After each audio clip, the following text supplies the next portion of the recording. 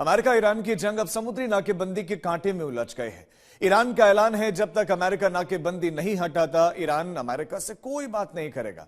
Trump ने भी ये क्लियर कह दिया है कि जब तक ईरान डील नहीं करता, तब तक अमेरिकी नाकेबंदी नहीं हटेगी। यानी कि शांति की बात आगे बढ़ाने के लिए किसी एक को पीछे हटना ही होगा, जिसके लिए ईरान बार बार कह चुका है कि वो अमेरिका की किसी भी शर्त को मानने के लिए तैयार नहीं। ऐसे में ईरान के पास में अब क्या विकल्प बचते हैं भविष्य के लिए?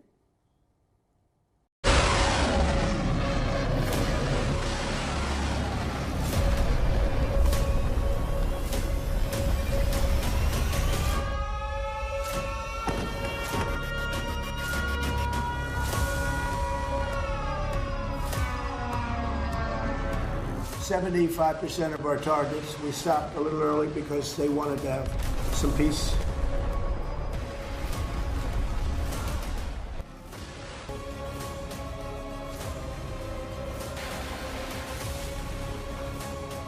They're getting no business, and as you know, they're not doing well economically, financially. They're not doing any business because of the blockade.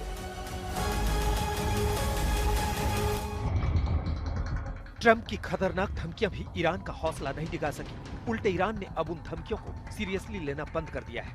America के बयानों और दावों पर ईरान मजाक भी बना रहा है। ईरान ने ट्रंप के अब तक के व्यवहार के आधार पर क्या निष्कर्ष निकाला है, पहले वो समझते हैं। ईरानी मीडिया रिपोर्ट्स के अनुसार 40 दिन के युद्ध से हारकर अमेरिका ने युद्ध विराम विस्तार को चुना है। नए हमले की तैयारियों के लिए युद्ध विराम एक चाल हो सकती है।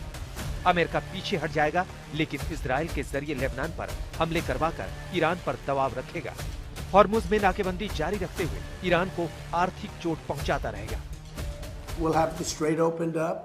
Now, right now, we have it closed. We have total control of the strait. And the fact that it's closed, you know, they would have opened it up 3 days ago. They came to us and they said, we will agree to open the strait. And all my people were happy. Everybody was happy except me. I said, wait a minute, if we open the strait, that means they're going to make $500 million a day. I don't want them to make $500 million a day until they settle this thing. So I'm the one that kept it closed. We have total control of it. And it'll open when they make a deal or something else happens that's very positive. Iran ने America की संभावित चालों को समझते हुए अपने सैन्य विकल्पों का इस्तेमाल शुरू कर दिया। अमेरिका की नाकेबंदी के जवाब में ईरान ने हॉर्मुज के रास्ते तंग कर दिए, कई जहाजों पर फायरिंग की, कई जहाज जब्त किए।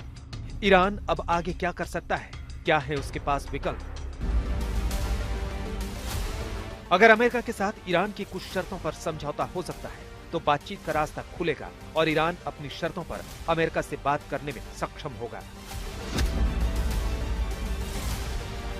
अमेरिका ने जिस तरह ईरान के बंदरगाहों पर नाकेबंदी कर रखी, ईरान हॉर्मुज में जारी रखेगा। दुनिया पर आर्थिक दबाव बढ़ेगा तो अमेरिका को समझौते का कोई रास्ता खुद निकालना होगा। ईरान हूती की मदद से बाब अल मंदेब को ब्लॉक कर सकता है। इस रास्ते से दुनिया का 12% तेल जाता है, यानी हॉर्मुज के 20% को मिलाकर ईरान दुनिया का 32% तेल रोक सकता है। अगर ऐसा हुआ तो वैश्विक रूप से हाहाकार मच जाएगा। अगर समंदर में बिछी केबल्स काट दी गई तो खाड़ी देशों में बिजली का संकट पैदा हो जाएगा। हूती पहले ही केबल काटने की धमकी दे चुके हैं। अमेरिका अगर हमला करेगा तो ईरान मिडिल ईस्ट के प्रमुख शहरों को निशाना बना सकता है, जिनमें पावर प्लांट और पुलों पर अटैक के अलावा गैस प्लांट और ऑयल रिफाइनरी पर हमला कर सकता है। ईरान अमेरिका के साथ अब बीच का कोई खेल नहीं चाहता। ईरान स्थायी युद्ध विराम की बात स्पष्ट कर चुका है और इसमें भी उसकी 3 बड़ी शर्तें भी शामिल हैं। बात तब होगी जब अमेरिका समुद्र से अपनी नाकेबंदी हटाएगा। हॉर्मुज पर ईरान अपना नियंत्रण नहीं छोड़ेगा, परमाणु कार्यक्रम बंद नहीं होगा और न ही एनरिच्ड यूरेनियम अमेरिका को दिया जाएगा। Sir, would you use a nuclear weapon against Iran? You posted on Truth Social a few weeks ago. We don't need it. Why do I need it? Why would a stupid question like that be asked? Why would I use a nuclear weapon when we've totally, in a very conventional way, decimated them without it? No, I wouldn't use it. A nuclear weapon should never be allowed to be used by anybody. America Iran से अपनी शर्तों पर deal चाहता है, जिसमें ballistic मिसाइलों को सीमित, परमाणु कार्यक्रम बंद और हॉर्मुज से ईरान का कंट्रोल समाप्त उसकी प्रमुख शर्तें हैं। बात फिर वही फंसी है कि कौन थोड़ा पीछे हटेगा, कौन थोड़ा आगे।